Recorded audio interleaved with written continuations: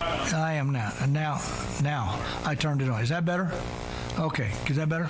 Anyway, but there was about 10 or 12 things he'd done in 8 years.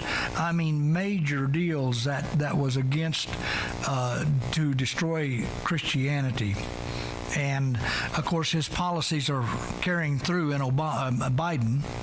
But anyway, it's just there is a... I've talked to 3 or 4 people now this week, and there's such a seductive, wicked spirit of Antichrist that's just dealing with Christians. I mean, Christians are being oppressed and mentally, okay, just being attacked, and it's going to get worse. And so... but isn't that how God has used persecution to make the church grow? Yes, he can, if Christians will recognize what's going on. And so, yeah. But they're being fooled by the media. In the old days, we didn't have the media to fool them. Right. Yeah. They had to think on their own. Yeah. Not happening now. Yep. You travel even yesterday, I traveled to Spokane. Everybody realizes the population of Montana and Idaho compared to the bigger places, but you travel through there, there's still Trump signs everywhere. Yeah, I saw. And even Bonners Ferry, Idaho, there's a big red sign before you get into town. This is Trump country. We believe in God, guns, and yeah. freedom. And it's like, it's just a population thing. These big cities, and they're the ones that they carry the weight. They carry the weight because they're the loudest. Yeah. It's. But boy, I'll tell you what. If there won't be there could possibly be a civil war, but it will not be over color. It'll be over progressives and conservatives. That's what it'll be this time, and because but it is. Yeah. It's so prominent, but that spirit is getting more intrusive, more deliberate. And it's a very suppressing, depressing spirit that Christians are having to deal with, and so. I heard that Obama bought from some country a bunch of guillotines. Oh, I don't know about that. Yeah. And it's like, I'm not sure if it's true or not. Yeah, I mean, they don't need guillotines. I mean, not today to get rid of their people. But in the Bible it says that they're going to be cutting off their heads. Well, yeah, and that when it back in the tribulation when you're right, but they won't need guillotines. They'll just, and I know if you watch some movies they show guillotine, and they could, but. Again, that's for tribulation, and it will happen. Why? To the ones that won't take the mark of the beast we talked about yesterday. Doesn't have anything to do with us. Yeah. Their main goal, though, is the liberals' main goal is to indoctrinate the children, especially high school level. Yeah. If they can control the votes, if they indoctrinate them, they get out of high school, they're 18, they're ready to vote. Well, that's the problem with our country. We've got about 3 generations now that the progressives have trained, and that's what's going on right now in Black Lives and Tifa and that's, I mean. That's it. They will not even allow a conservative to come in and speak in their colleges. So they've been about 3 generations doing this. And what they're doing now in Idaho, the state education board met this last week. And of course, a lot of parents came in to object. The state education board says we got new curriculum for the high schools in Idaho. Yep. Comes straight from the federal government. We have to teach racial injustice and hate crime. Those are 2 subjects. They don't have any blacks in Idaho. Yeah, no, that's what I'm saying. Now it's going more. So yeah, it's tough, and it's going to get worse. Believe me. All right, 2 Chronicles chapter 24. Us to go to the Lord in prayer. Father, Again, we do thank you for your goodness and your mercy and your grace, Lord. It's we just appreciate that, Lord. This has been a hard week. Been a hard week for me, and I think others, and still going through it. Of just that the mind and wearing us out. But Lord, thank you that we can come in, meet together, and have a place to meet, and open your book and preach your word and leave the world outside. And that's exactly where we want to leave it today, outside. We want nothing of it in here. Lord, please block it, all the devils, demons, drive them out. Help us to be able to worship you in spirit and truth today. And we'll praise you for it and thank you for it. For Lord, it's for you and for your eternal purpose that we're here today. Thank you, Lord Jesus. In thy name we pray. Amen. All right, we're going to actually start in verse 22. That's where we're at.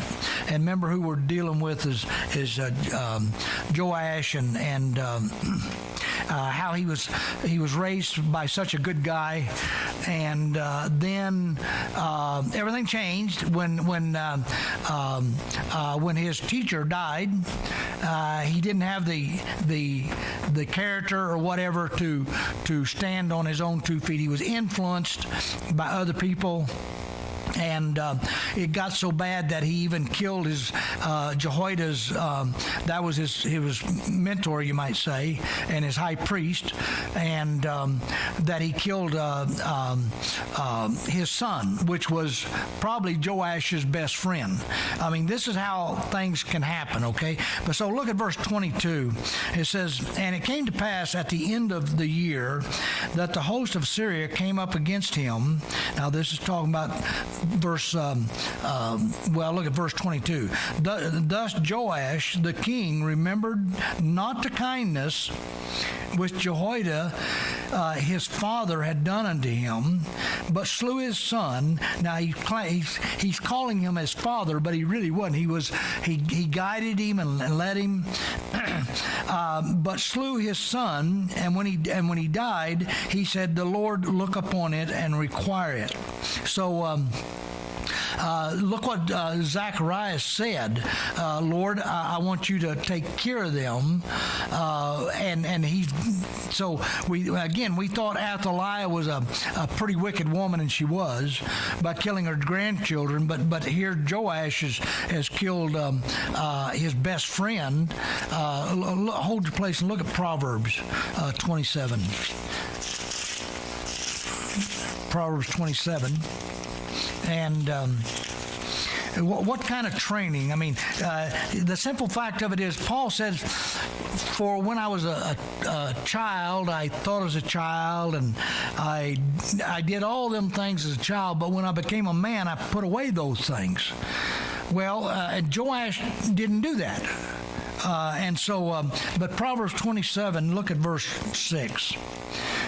"Faithful are the wounds of a friend, but the kisses of an enemy are deceitful." Look at verse 10. "Thine own friend and thy father's friend forsake not." Oh boy, that's what Joash did. "Neither go into thy brother's house in the day of thy calamity, for better is a neighbor that is near than a brother far off." And then look at verse 17.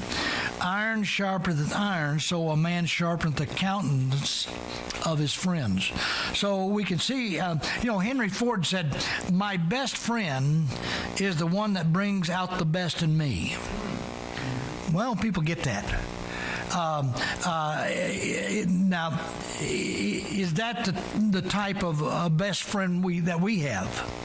In this statement, he said, "My best friend is the one that brings out the best in me." You ever notice how you hear so much of your best friend is the one that stabbed you in the neck? Your best friend is the one that makes you do things that you know you should not do. I mean, how many times we heard that from our young people getting in trouble. Not only young people, but grown-ups. They will. Their best friend is somebody that influences them the wrong way. Henry Ford said that? That's what he said. Yep. And so, and so anyway, I remember it said here then 22, he remembered not the kindness. Joash was ungrateful, and you can't call really a man much worse than that. A man of just ungrateful. And boy, if we've got a population today, if one word would, and even Christians, that would classify Christians today, it's ungrateful. And then you take the world. They're ungrateful, or even the lost. Everybody, they're ungrateful. You go back and look at what our forefathers, what they went through to develop this country, a godly country, the wars that were fought for freedom, and for them to get out there and do this, they are simply ungrateful. And you cannot. That is one of the worst things I believe you could say about somebody. You're just ungrateful, and God was always having to say that about about the Jewish people. They were simply ungrateful. And how grateful are we? The simple fact of so much of our songs and stuff is how to be thankful. Just to thank the Lord for your breath, for everything, and so. Look at, go back to chapter 23 and look at verse 11. Then they brought out the king's son and put upon him the crown and gave him the testimony and made him king. And Jehoiada and his sons anointed him and said, God save the king. Now that they don't remember that. Joash he's ungrateful and of what Jehoiada had done for him. Look at, hold your place in 2 Chronicles. We'll go to Luke. Go to Luke chapter 11. Ungrateful people, God's children are ungrateful for him, of what he does to us, how good he is to us. And you can never thank the Lord enough for what he's done for you. Luke chapter 11, look at verse 50. Luke chapter 11, verse 50.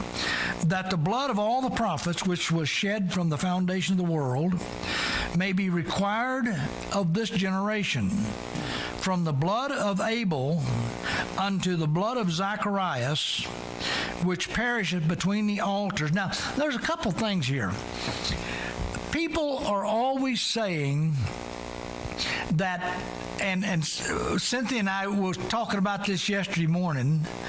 I saw her out in the yard, and we went out and was talking about if we had all the books of the Bible that we were supposed to have.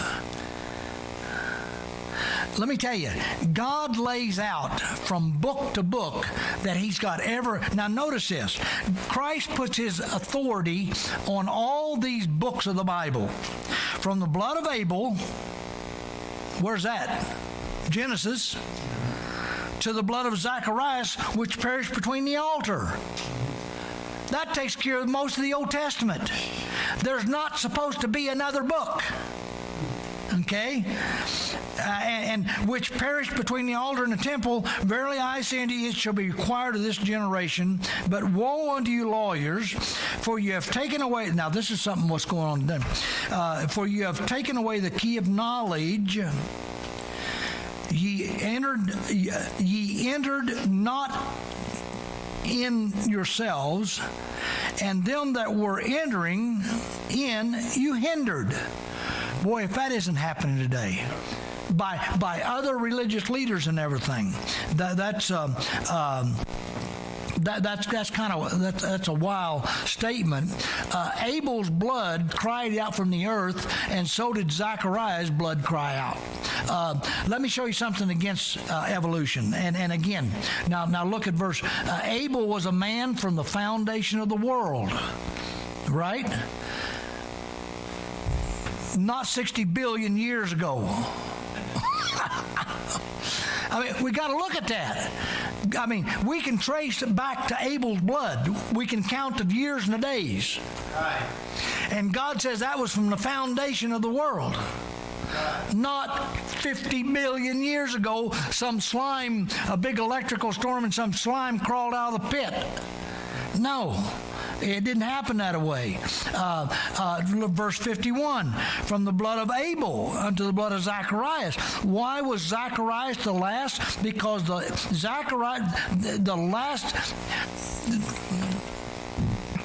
because that last book of the Jewish Bible is 2 Chronicles. They've got all the same books we do, but the Jewish Bible ends with 2 Chronicles. And what's the last 4 words or 2 words in the Jewish Bible? Go up. Up to where? Jerusalem. That's something that a Jew it's in their being. But again, it's not only that, they have all the other books we do, but it's the last. And Zechariah is the last martyr in the Old Testament. Now think about that. God put his stamps on the books that we have.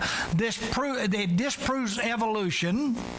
Why? Because Abel was from the foundations of the world that we know in. It wasn't before. And so anyway, and Zechariah was the last martyr in the Old Testament. Now notice in 51, it says, this generation, Matthew, let that go. Go to Matthew 23. Matthew 23. Matthew 23, look at verse 34. Verse 30. Wherefore, behold, I send unto you prophets and wise men and scribes, and some of them you shall kill and crucify, and some of them shall you scourge in your synagogue, and persecute them from city to city, that upon you may come all the righteous blood shed upon the earth, from the blood of righteous Abel unto the blood of Zacharias son of Barachias, whom ye slew between the temple and the altar. Barachias, that's close enough. You know who it is. So Jesus Christ just gave Jehoiada a real compliment. No, sir. Huh? Wrong Zechariah. No, wait a minute. Zechariah 1:1. Yeah, but it means all I'm saying is I'm talking about Jehoiada. You're talking about Zacharias in Luke 1. Zechariah 1:1. That Zechariah. No, I don't mean Zachariah. I mean Luke 1 of Zacharias. So what you're getting ready to say is that Christ turned Jehoiada's name to Barachiah, but that's not that. There's a lot of speculation about that. The Zechariah that he's talking about is the one in the time of King Darius of the Persians. I know, but I'm trying to get at a name. At a name, and what does Barachias and Zachariah? This Zachariah, it means son of blessed, of the blessed. Okay, son of the blessed. Jesus knew what the name of Zachariah's dad was, and so did all the people. So evidently, this was from the same bloodline of Zachariah in Luke. It goes all the way back to his. He calls it his dad, but it was great. Okay, and so all the people listening knew who was Christ calls him, son of the blessed. Jehoiada, again, was a great man of God, and Jesus Christ paid him a great compliment by calling him that name. And so it's and what I could figure out, it's the same. They used to carry the same names, their dads. Zacharias and Luke was their great grandchild or of the Zacharias that you're talking about of the last martyr. Okay? Now that's what I could get out of it. I may be wrong, but that's the only. But what that name was meant, and that's what I was getting at. So anyway, we can discuss that, and and so when I was reading that, I thought, well, wait a minute, Zacharias wasn't a martyr. In Luke, John the Baptist's father. That's who you're talking about. No, Well, about someone else. huh? Okay, it's okay. Yeah, okay, all right. All right. So anyway, what I'm getting at is just what God, Jesus Christ, gave him. He was Son of the Blessed. That's what his name meant. And so anyway, now go back to 2 Chronicles chapter 24 and verse 21. And they conspired against him and stoned him with stones at the commandment of the king in the court of the house of the Lord. Thus Joash the king remembered not the kindness which Jehoiada his father had done unto him, but slew his son, and when he died, he said, the Lord look upon it and require it.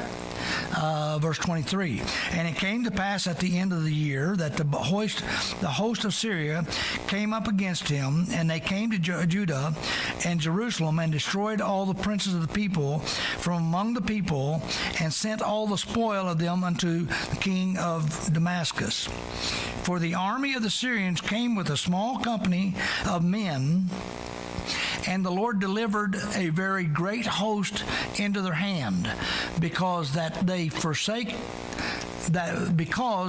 forsaken the Lord God of their fathers, so they executed judgment against Joash. So basically, how many times have we seen in earlier chapters that Israel just had a few in comparison to the enemies, and God said, just don't worry, I'm going to take care of them.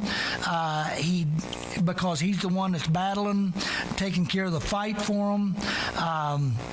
But now this curse that's coming up on them for what they done, it comes out of Leviticus and Deuteronomy.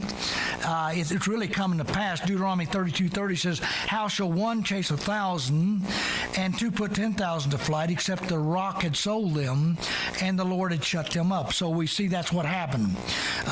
Joash simply just messed everything up, and God turned them over to their enemies, and he delivered them to this just small band of men, which normally they should have whipped and had no problem.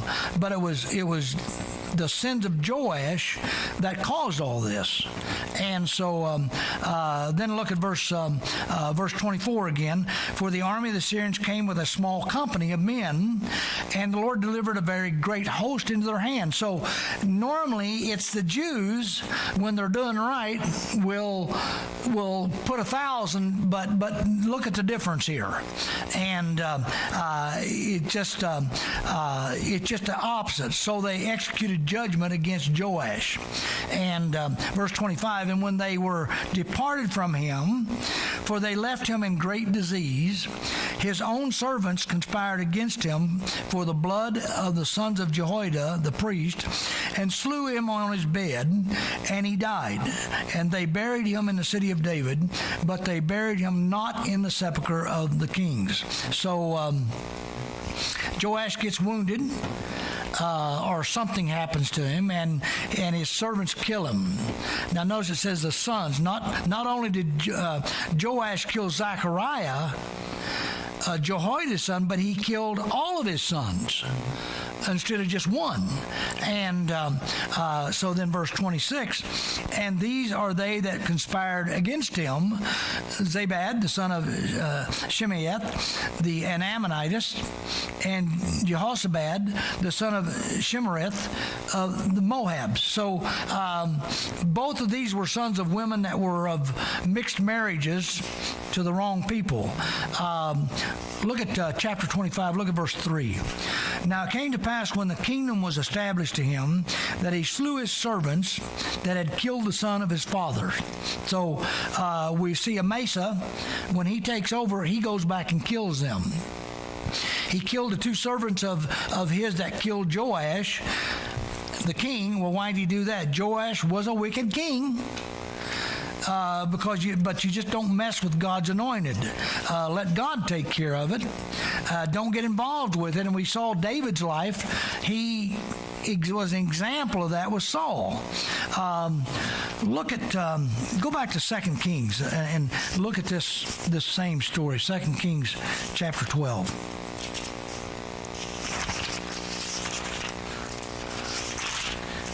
2 Kings chapter 12, look at verse 1.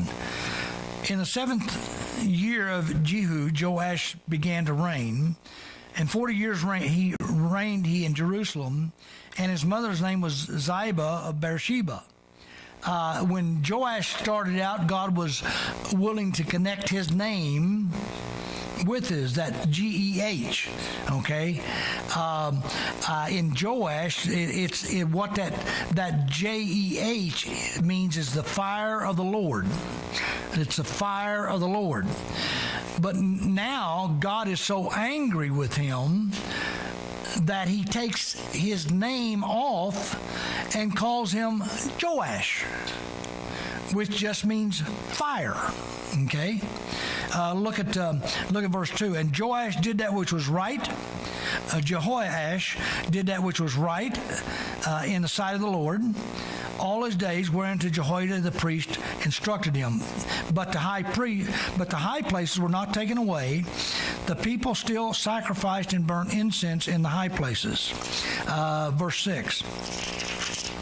But it was so that in the 23rd year of King Jehoash, the priest had not repaired the breaches of the house.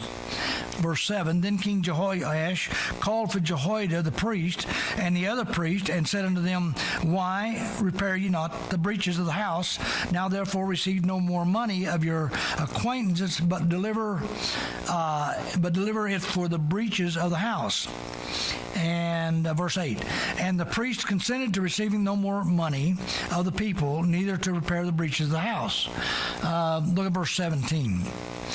Then Hazael, king of Syria, went up and fought against Gath and took it, and Hazael set his face to go up to Jerusalem, and Jehoash, king of Judah, took all the hallowed things that Jehoshaphat and Jehoram and Ahaz, his fathers, kings of Judah, had dedicated, and his own hallowed things, and all the gold that was found in the treasures of the kings of the house of the kings, treasures of the house of the Lord, and in the king's house, and sent it to Hazael, king of Syria, and he went away to Jerusalem. So you can see what he did. He bought him off.